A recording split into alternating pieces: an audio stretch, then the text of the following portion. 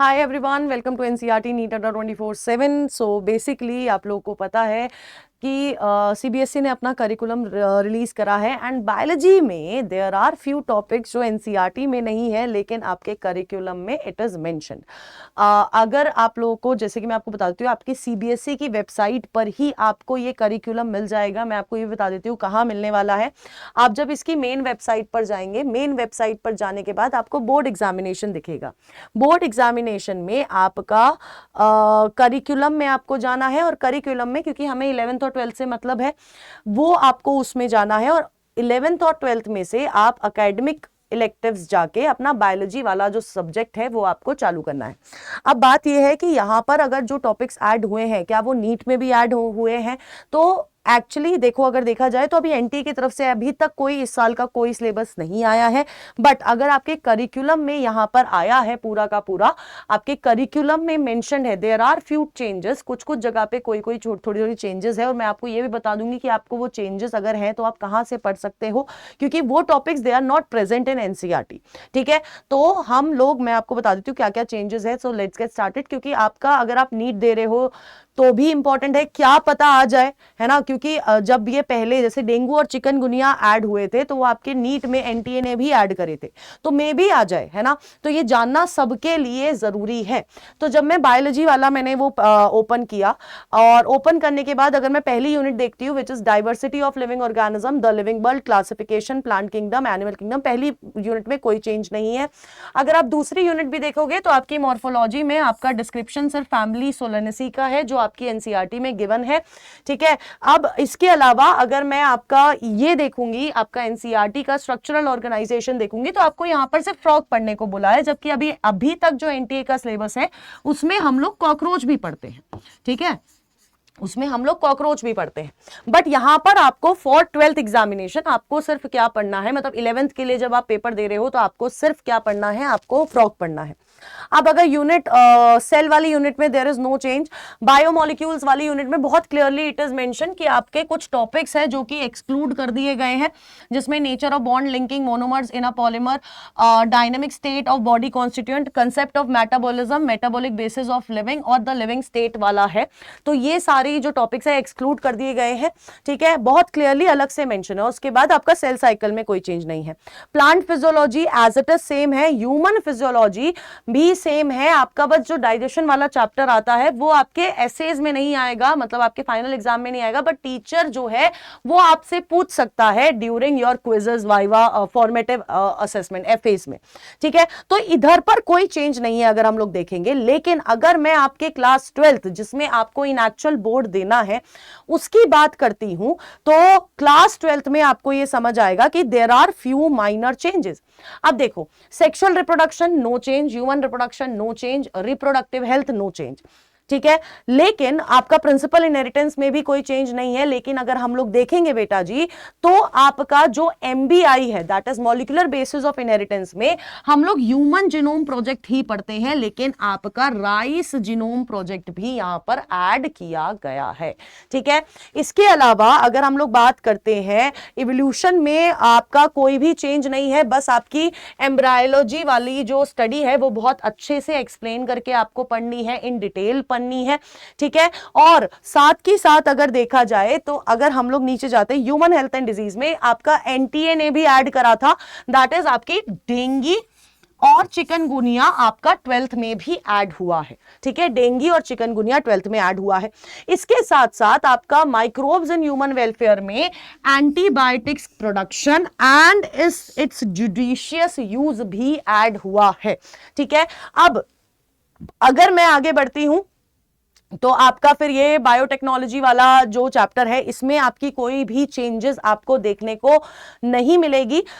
लेकिन अगर हम लोग इसमें आते हैं, आपकी इकोलॉजी वाली यूनिट में आते हैं, तो इकोलॉजी वाली यूनिट में बेटा जी आपको यहां पर बायोस्फीयर रिजर्व्स के बारे में पढ़ना है और रामसर साइट्स के बारे में भी यहां पर एक्स्ट्रा आपको ऐड कर दिया गया है।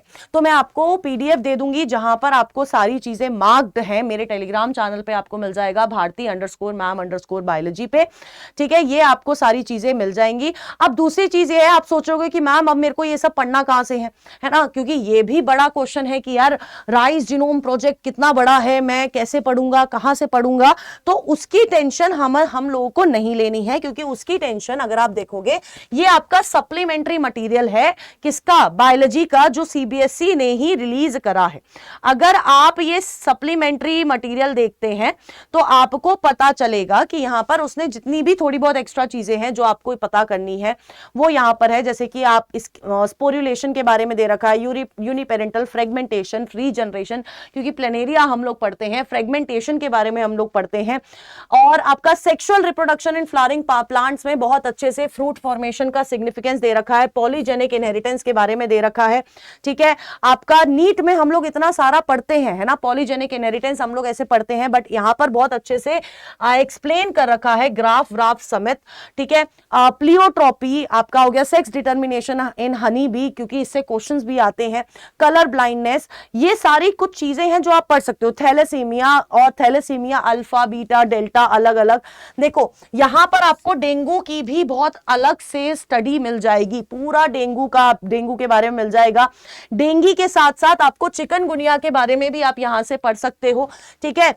अब मॉलिक्यूलर बेसिस में आपका राइस जीनोम प्रोजेक्ट भी है जो आप यहां पर पढ़ सकते हो, जिसके बारे में आप पढ़ सकते हो, ठीक है। राइस जीनोम प्रोजेक्ट हो गया, और राइस जीनोम प्रोजेक्ट के बाद अगर हम लोग इवोल्यूशन की बात करें तो एम्ब्रायोलॉजी वाला पार्ट आपको बहुत अच्छे से डिटेल यहां पर एक्सप्लेन मिल जाएगा, ठीक है। Molecular evidence in evolution, modern synthetic theory जो आपकी डार्विनिज्म से थी, ठीक है। आपका ये वाला तरह तरह के ग्राफ्स दे रखे हैं। एंटीबायोटिक्स जो हमारा ऐड हुआ है, एंटीबायोटिक्स की डेफिनेशन कैसे वर्क करते हैं, और उसके जुडिशियस यूज भी आपको इस करिकुलम में देखने को मिल जाएंगे, ठीक है। अब जब आप बेसिक क्लासेस ऑफ एंटीबायोटिक्स दिख जाएगा, आपको डिसएडवांटेज ऑफ एंटीबायोटिक्स यहां पर दिख जाएगा, एक पूरी स्टडी और उनका जुडिशियस यूज के ऊपर पूरा का पूरा पैटर्न जो है आपको यहां पर दिख जाने वाला है। अब बायोटेक्नोलॉजी की में since there were no changes mention, but आपका स्टेम सेल से क्वेश्चन आता है, ठीक है। स्टेम सेल्स के बारे में यहां पर दे रखा है, ठीक है, काइंड ऑफ स्टेम सेल्स के बारे में दे रखा है, ठीक है। इसके अलावा अगर हम लोग बात करते हैं अलग अलग, क्योंकि हमने बासमती राइस के बारे में तो पढ़ा है, यहां पर अलग अलग थ्योरीज भी है, जैसे टर्मरिक है, और मैं अपनी क्लास में पढ़ाती भी हुई है, ठीक है। टर्मरिक की पूरी स्टोरी दे रखी है, ठीक है। इसके बाद हमारा रामसर कन्वेंशन के बारे में, क्योंकि ये ऐड हुआ है, तो वो भी यहां पर बहुत क्लियरली यहां पर मेंशन्ड है, रामसर साइट्स के बारे में पूरा अच्छे से यहां पर मेंशन्ड है, ठीक है।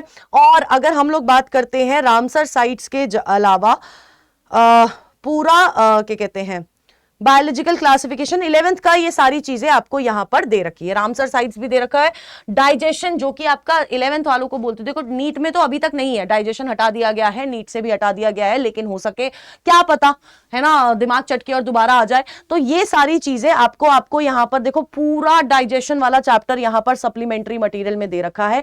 लेकिन ये मटेरियल आप तब करिएगा बेटा जी जब आपका सिलेबस ऑलरेडी हो चुका हो, मतलब जितना आपका एनसीईआरटी में है वो हो चुका है, तो आप तब इस मटेरियल पे आइएगा, तब इस मटेरियल के लिए परेशान होइएगा, क्योंकि यहां पर देखो सारी एडिसन्स डिजीज बहुत क्लियरली मेंशन्ड है, और आपकी क्या कहते हैं एक्सपोथैल्मिक गॉइटर के बारे में मेंशन्ड है। तो बेटा ये आप तब पढ़िएगा जब आपका सिलेबस हो गया हो, और बाकी अगर आप चाहते हैं तो मैं इस पे वन शॉट भी ले लूंगी, जो भी नए नए टॉपिक्स ऐड हुए हैं, तो आपके लिए अगर आप चाहते हैं तो आप मुझे कमेंट बॉक्स में जरूर से बताइएगा, मैं वन शॉट ले लूंगी, हाँ बहुत जल्दी ही वन शॉट ले लूंगी, कल परसों में वन शॉट ले लेंगे, जिसमें हम लोग जितने भी न्यूली एडेड टॉपिक्स है वो सारे कवर कर लेंगे। बट अभी भी मैं ये बोल रही हूं कि एनटीए की तरफ से ऐसा कुछ नहीं आया है, नीट के अंदर ये सारी चीजें ऐड नहीं हुई हैं, सीबीएसई के करिकुलम में ये है, और ये सप्लीमेंट्री मटेरियल और वो पूरा जो सिलेबस है वो आपको मिल जाएगा मेरे टेलीग्राम चैनल पर भारती_मैम_बायोलॉजी पर, ठीक है। ऑल द बेस्ट गाइज, और stay tune on NCERT NEET Adda 24/7।